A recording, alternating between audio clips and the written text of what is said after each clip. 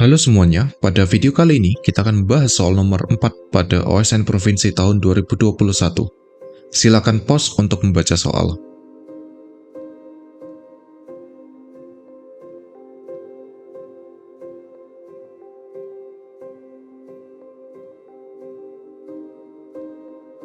Poin penting dari soal ini adalah asumsi batang tegar identik tak bermassa dan mengabaikan hambatan udara.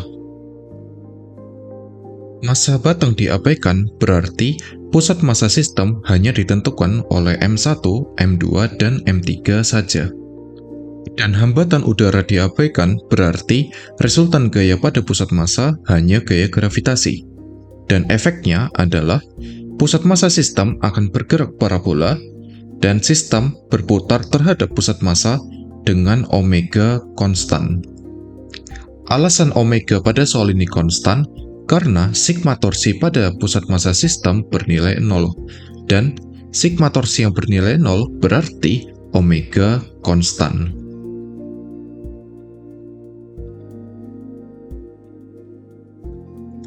Pertama, kita akan mencari posisi pusat massa dengan menggunakan M1 sebagai acuan.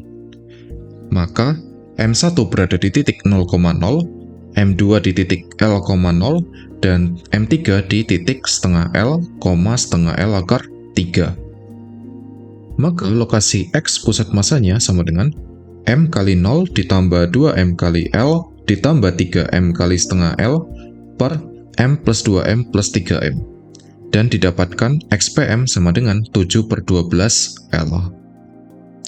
Untuk Y pusat massa sama dengan M dikali 0 ditambah 2M kali 0 ditambah 3M kali setengah L akar 3 per M plus 2M plus 3M.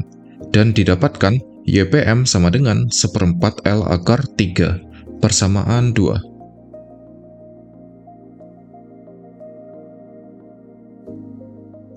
Yang kedua, kita bisa mencari posisi setiap partikel terhadap pusat massa.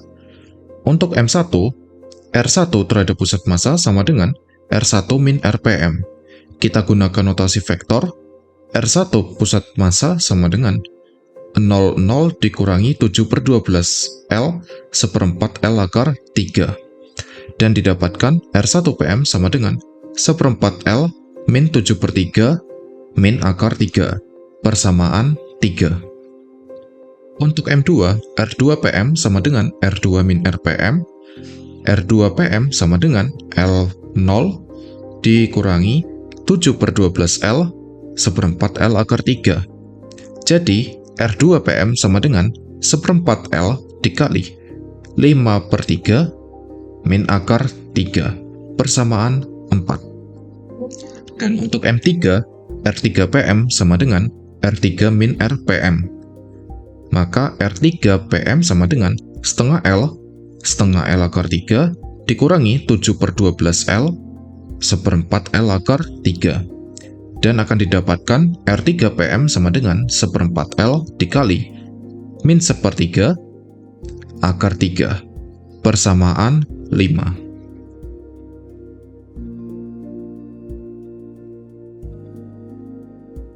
Sekarang kita bisa menghitung kecepatan setiap partikel. Perhatikan, akan muncul kecepatan translasi sebagai efek akibat rotasi. Misal suatu titik yang berjarak r diputar dengan kecepatan sudut omega. Maka, kecepatan translasinya adalah omega 0 cross r. Dan berdasarkan diagram terlihat bahwa hasilnya adalah min omega 0 ry, omega 0 Rx. Jadi, sama dengan omega 0 dikali min Ry Rx. Nanti kita hanya perlu memasukkan nilai Rx dan Ry ke persamaan ini, sehingga kita tidak perlu melakukan perkalian cross kembali. Maka, kecepatan awal M1 adalah V1 sama dengan Vpm ditambah omega 0 cross R1 PM. Jadi, V1 sama dengan V0 cos alpha, V0 sin alpha, ditambah omega 0 dikali 1/4 L, dikali min dari min akar 3, dan min 7/3. Jadi, V1 sama dengan V0 cos alpha plus 1/4 omega 0 L akar 3, dan V0 sin alpha min 7/12 omega 0 L. Untuk M2, V2 sama dengan VPM ditambah omega 0 cross R2 PM. Maka V2 sama dengan V0 cos alpha, V0 sin alpha ditambah omega 0 kali 1/4 L dikali min dari min akar 3, 5/3. Jadi V2 sama dengan V0 cos alpha ditambah 1/4 omega 0 L akar 3 dan V0 sin alpha plus 5/12 omega 0 L. Dan yang terakhir untuk M3, V3 sama dengan VPM ditambah omega 0 cross R3 PM.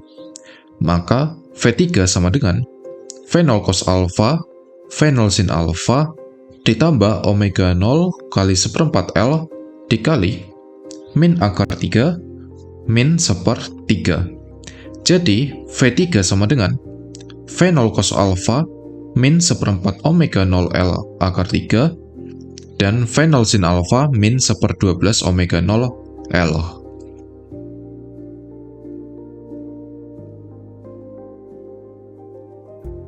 Pertama, kita akan menghitung waktu pusat massa mencapai titik tertinggi menggunakan persamaan GLBB. Vy sama dengan V0 min GT. Kecepatan akhir di titik tertinggi 0 dan kecepatan awal di arah Y V0 sin alpha. Maka, waktu yang dibutuhkan adalah V0 sin alpha per G, persamaan 6. Kedua, kita akan menghitung periode rotasi terhadap pusat massa. Periodenya sebesar 2pi per omega 0, persamaan 7.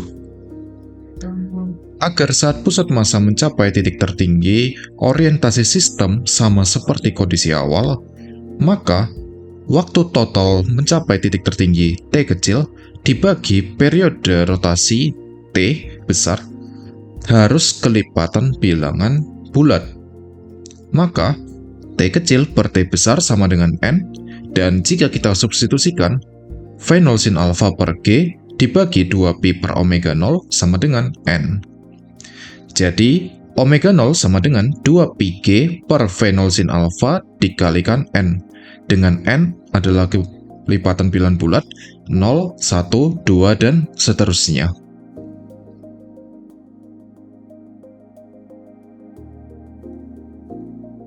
Cara pertama yang akan kita gunakan adalah transformasi rotasi. Misal ada sebuah vektor R diputar sejauh θ searah jarum jam. Maka vektor yang mula-mula memiliki sudut alfa akan memiliki sudut θ plus alfa. Jadi vektor R aksen sama dengan R cos θ plus alfa, R sin θ plus alfa. Jika kita jabarkan, akan mendapatkan R aksen sama dengan R dikali cos θ cos alfa min sin θ sin alfa, dan R dikali sin θ cos alfa plus cos θ sin alfa. Kita kumpulkan suku R dan alfa, akan didapatkan R aksen sama dengan R cos alfa cos θ dikurangi R sin alfa sin θ, dan R cos alfa sin θ plus R sin alfa cos θ. Untuk vektor awal, Rx sama dengan R cos alfa, dan Ry sama dengan R sin alfa.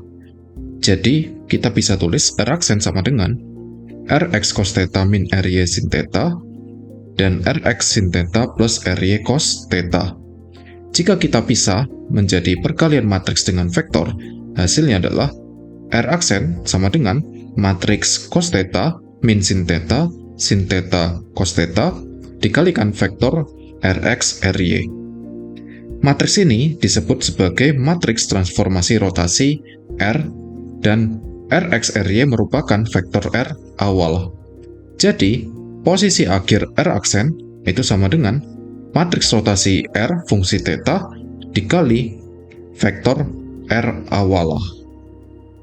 Jadi, posisi M1 sebagai fungsi waktu adalah R1T sama dengan RPMT atau posisi pusat massa ditambah Rθt merupakan matriks transformasi fungsi waktu dikalikan R1PM yaitu posisi awal M1 terhadap pusat massa. Jadi R1T sama dengan, untuk parabola, RPMT sama dengan V0 cos alpha T, Y0 plus V0 sin alpha T min setengah GT kuadrat, dan kemudian ditambah matriks cos theta T min sin theta T, sin theta T, cos theta T, dikali 1/4 L min 7/3 min akar 3.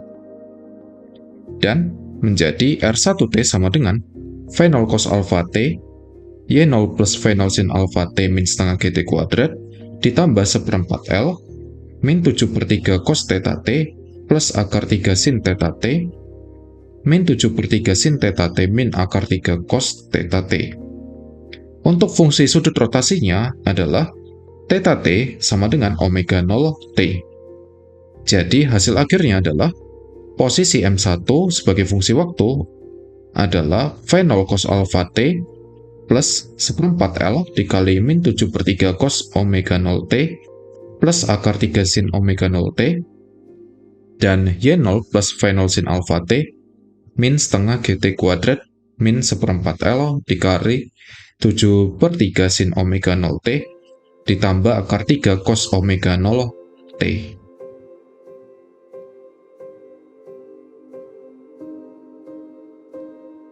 Cara kedua adalah memanfaatkan persamaan 3, di mana R1 terhadap pusat massa sama dengan 1/4 L dikali min 7/3 min akar 3. Dengan mengambil besar dari vektor di sebelah kanan, akan didapatkan 1/4 L dikali 2/3 akar 19 dikali min cos beta min sin beta, yang menunjukkan vektor arah. Jadi, R1 terhadap pusat massa sama dengan 1/6 L dikali akar 19 dikali min cos beta min sin beta. Dengan tan beta sama dengan akar 3 dibagi 7/3, sama dengan 3 akar 3/7. Setelah rotasi sejauh theta T sama dengan omega 0 T, maka vektor R1PM yang mula-mula memiliki sudut beta terhadap sumbu X negatif akan memiliki sudut beta plus theta T. Sehingga kita bisa tulis R1PM fungsi T sama dengan 1/6 L akar 19 dikali min cos beta plus theta T dan min sin beta plus theta T. Jadi, R1T sama dengan RPMT ditambah R1PMT. Maka, R1T sama dengan, untuk GLBB-nya masih sama, V0 cos alpha T, Y0 plus V0 sin alpha T min setengah GT kuadrat, ditambah, kita substitusi yang sebelumnya, 1/6 L akar 19 dikali min cos inverse tan 3 akar 3/7 ditambah omega 0 T, dan min sin inverse tan 3 akar 3/7 ditambah omega 0 T. Jadi hasil akhirnya adalah R1T sama dengan V0 cos alpha T min 1/6 L akar 19 cos inverse tan 3 akar 3/7 ditambah omega 0 T, dan Y0 plus V0 sin alpha T min setengah GT kuadrat dikurangi 1/6 L akar 19 sin inverse tan 3 akar 3/7 ditambah omega 0 T.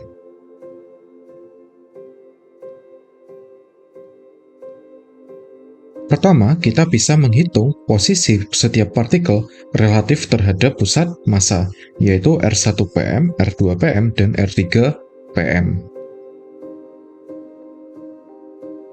Kemudian, kita definisikan posisi pusat massa terhadap acuan dan posisi partikel M1 terhadap acuan.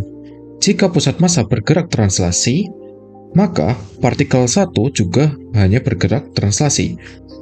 Jadi, posisi M1 terhadap pusat massa akan konstan.